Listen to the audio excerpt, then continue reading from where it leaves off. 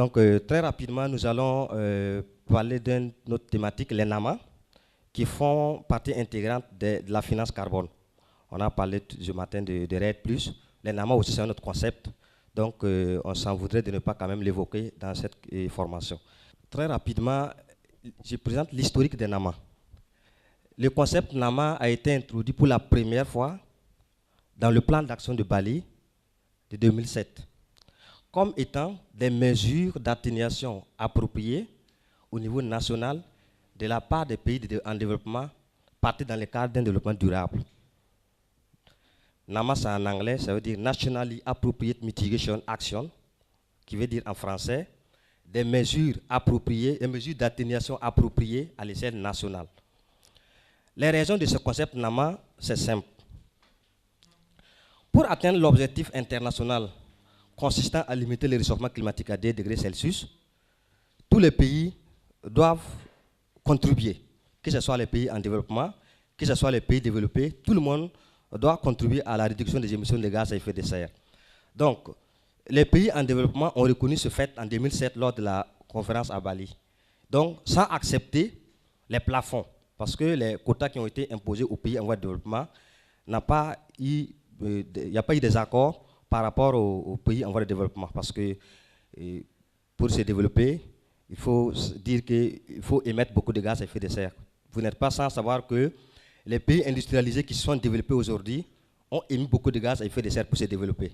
Donc nous qui sommes en voie de développement, si nous allons réduire, nous allons contribuer à avoir les mêmes plafonds et les mêmes quotas que les pays développés, c'est astreindre un peu notre développement. Donc du coup, les pays en développement n'ont pas accepté ces plafonds et ces quotas.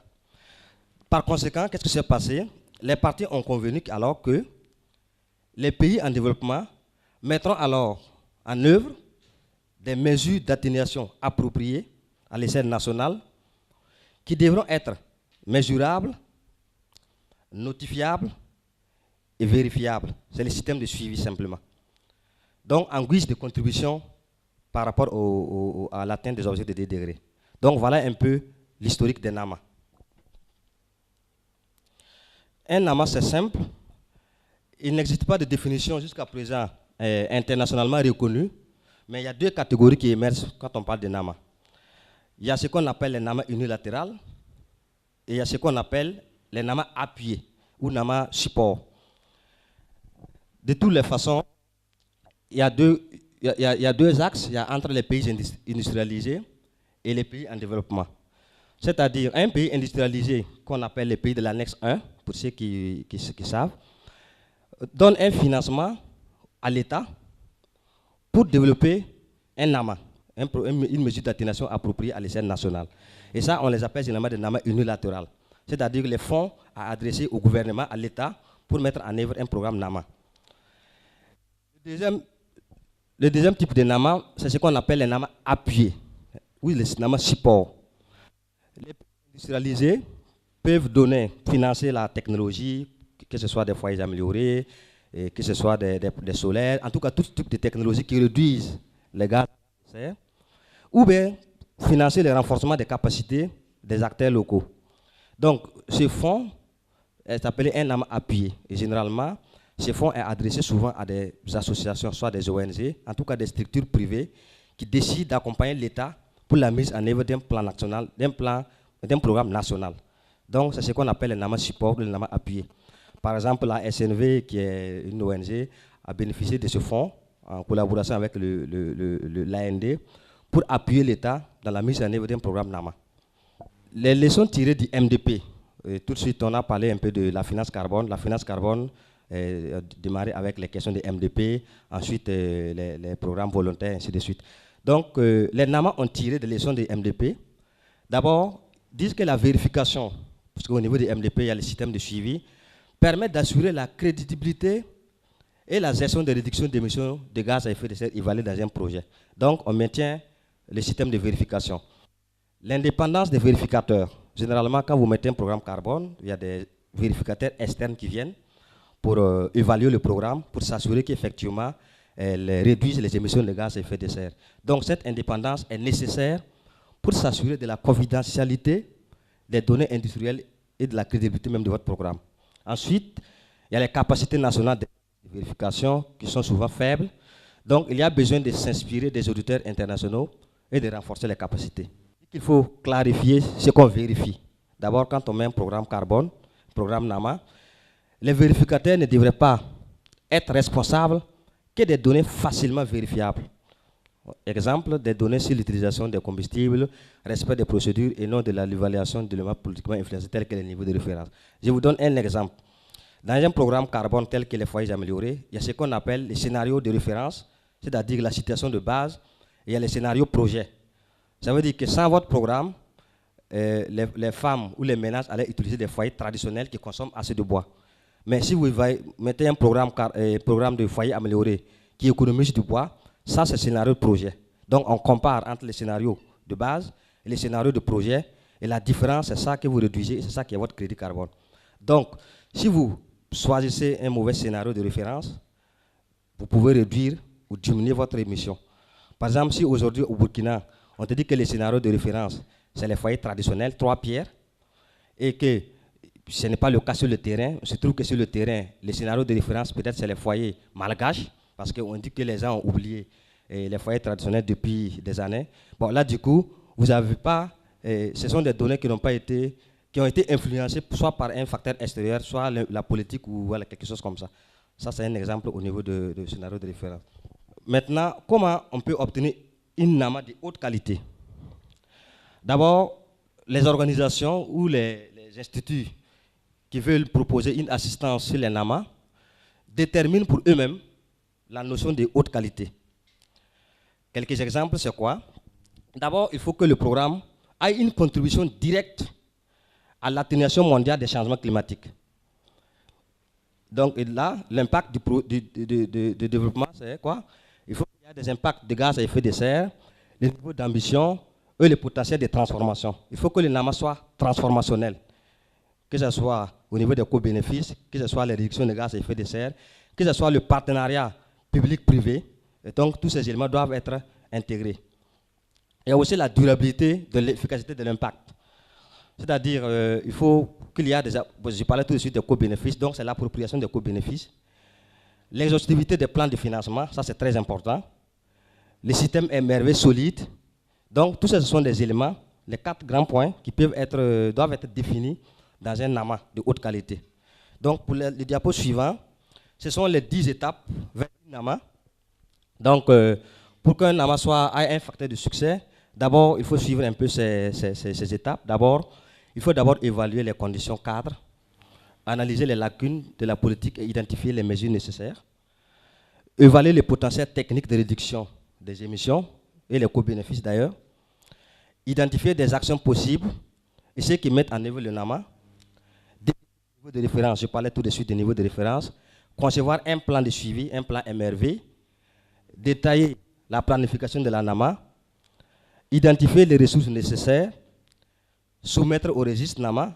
Donc, les NAMA aussi ont un registre comme les MDP. Au niveau de la secrétariat des Nations Unies, il y a le registre NAMA, le registre MDP. Donc, si vous avez un programme NAMA, ce document doit être soumis également au niveau du secrétariat. Il y a la mise en œuvre du MRV, du suivi, et enfin, une meilleure pratique, une meilleure gestion de votre programme. Pourquoi un MRV? Je reviens spécialement sur ça. Le MRV ou le système de suivi permet de dire si oui ou non votre programme est en bonne voie pour atteindre les objectifs d'atténuation. Parce que l'objectif d'un NAMA, comme on le dit, c'est une mesure d'atténuation des gaz à effet de serre. Donc le système de suivi vous permettra de voir est-ce que votre programme est en bonne voie pour atteindre ces objectifs. Donc d'abord, il faut que le MRV permette de faciliter la prise de décision et la planification nationale. Il permet d'appuyer la mise en œuvre même du NAMA. Il permet de promouvoir la coordination et la communication entre les secteurs émetteurs. Il permet de générer des informations comparables et transparentes. Il permet également de mettre en évidence des enseignements et des bonnes pratiques. Et enfin, le MRV permet d'augmenter la probabilité d'obtenir des financements. Parce que les bailleurs vont regarder votre plan de suivi, si elle est robuste, si elle est bien ficelée, que vous pouvez avoir des financements additionnels pour pouvoir poursuivre ou mettre en œuvre votre programme. les rôles possibles organisationnels pour élaborer un NAMA. On peut avoir une structure organisationnelle qui peut avoir un rôle institutionnel. Ça peut être l'État. L'État peut avoir un rôle institutionnel au niveau de NAMA, ou bien rôle politique. Et à droite, si c'est des ONG ou des structures privées qui mettent en œuvre le NAMA, ils peuvent avoir soit un rôle d'appui ou un rôle technique. Le rôle d'appui, ça peut être soit un bureau de consultation ou aussi une ONG. Et généralement, le rôle technique est confié généralement à ceux qui mettent en œuvre déjà le projet. Techniquement, souvent, c'est ce qui est recommandé. Donc ça, c'est quelques listes d'exemples de NAMA par secteur. Donc on peut avoir des NAMA dans tous les secteurs, au niveau de l'énergie, y compris même les énergies renouvelables, au niveau du bâtiment, au niveau des transports, au niveau de l'industrie, au niveau des déchets comme le recyclage et la gestion des eaux, au niveau de l'agriculture, telle que la gestion du fumier, la biomasse, ainsi de suite, et le secteur forestier. On va se concentrer sur le secteur forestier. Par exemple, au niveau du secteur forestier, un programme de réduction des émissions de gaz à effet de serre dû à la déforestation et à la dégradation peut être un programme NAMA. Le boisement ou le reboisement peut être un programme NAMA. La gestion des terres dégradées ou la restauration des paysages peut aussi être un projet NAMA. Et la gestion améliorée ou la gestion durable des forêts. Et enfin, la conservation des forêts. Donc, toutes ces activités peuvent contribuer à réduire les gaz à effet de serre et ça peut être considéré comme un NAMA. Ça peut être monté sous le statut d'un NAMA. La notion de LED, je m'en voudrais de ne pas en parler. La LED, c'est en anglais Low Emission Development Strategy. Ça veut dire que c'est une stratégie de développement à faible émission de carbone. Donc c'est une stratégie nationale, globale, de haut niveau, qui a été élaborée par les acteurs nationaux et qui vise à dissocier croissance économique et développement social. En termes clairs, la LED ou la stratégie de développement à faible émission met en adéquation développement et climat. Ici, quand on parle de développement durable, quand on parle de réduction des gaz à effet de serre, c'est la combinaison d'un mécanisme de développement durable, intégrer la question de réduction des gaz à effet de serre, qui forme la stratégie. Donc, les pays en développement sont encouragés donc, à élaborer les stratégies parce que c'est des programmes, c'est comme le chapeau du programme. Et maintenant, les activités telles que les NAMA, et les finances carbone, tout ce qui s'en suivent, peuvent être des activités pour atteindre l'objectif de la stratégie qui est le développement à faible émission de gaz à effet de serre. Enfin, je parlerai en dernière position, c'est le dernier diapo d'ailleurs, des questions de INDC et les NAMA. Le lien entre INDC et NAMA. INDC, c'est aussi en anglais, pour ceux qui ont participé à l'élaboration de l'INDC de Burkina. C'est Intended Nationally Determined Contribution. INDC ou en français, CPDN, la contribution prévue déterminée au niveau national. Alors, vous savez que l'accord de Paris a abouti à un accord. Donc, cet accord climat est censé être universel et durable pour tout le monde. Aussi, cet accord est censé donner des signaux économiques et politiques forts pour que les modèles de développement économique de notre planète suivent des trajectoires qui conduisent à réduire les gaz à effet de serre. Donc, l'objectif final de cet accord, de tous ces accords, c'est de stabiliser le réchauffement en deçà de 2 degrés d'ici à 2100. Ça, c'est l'objectif fixé. Malheureusement, bon, on ne peut pas dire malheureusement, cet accord qui a été conclu à Paris en décembre passé est juridiquement non contraignant. Ça veut dire quoi? Ça veut dire que tous les pays ont soumis des contributions pour détruire les gaz à effet de serre, mais il n'y a pas de sanctions prévues pour des gens qui ne respecteraient pas ces engagements. Jusqu'à preuve du contraire, il n'y a pas de sanctions. Donc, du coup, l'accord n'a pas de contraintes juridiques. Donc, chaque pays donc, a remis ses engagements à l'INFCC, au secrétariat, dans un document. Et ce document est appelé Intended Nationally Determined Contribution, l'INDC que vous voyez en haut. Donc, les contributions ont été enregistrées. Le Burkina a soumis, tous les autres pays ont soumis ces contributions. Et dès lors que ces contributions ont été amendées, validées et acceptées, nous disons que le I de Intended tombe. Il faut dorénavant parler de NDC et non de INDC. Ça veut dire quoi? Ça veut dire qu'au début, c'était des intentions. On avait des intentions de réduire, on propose.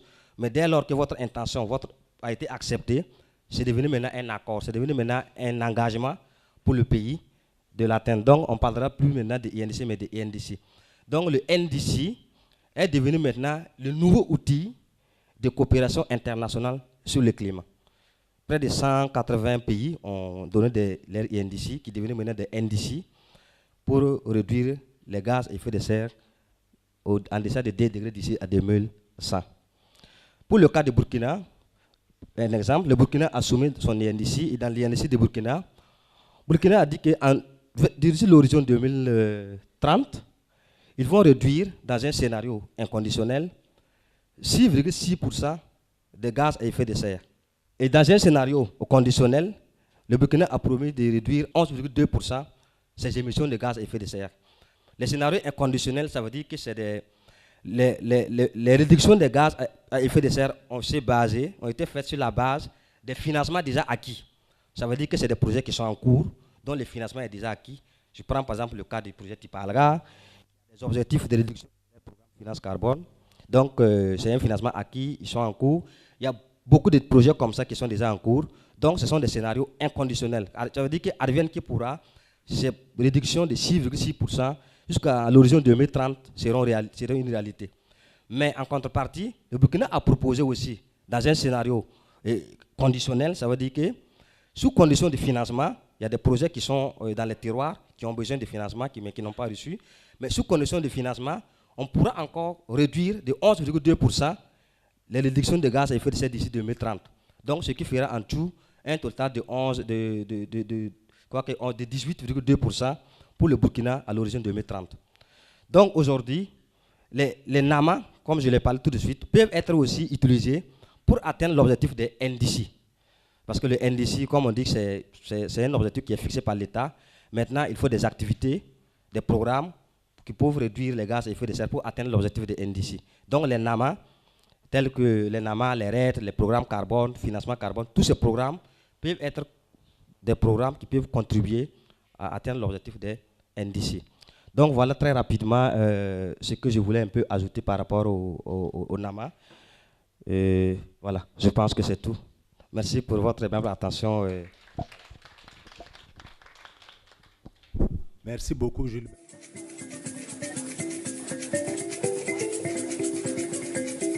Basekele, yayo yanga yayo. Basekele, yayo yanga yayo. Nalibala, basekele, yayo yanga yayo. Namakwela, basekele, yayo yanga yayo. Nabazafere, basekele, yayo yanga yayo. Namakwela, basekele, yayo yanga yayo.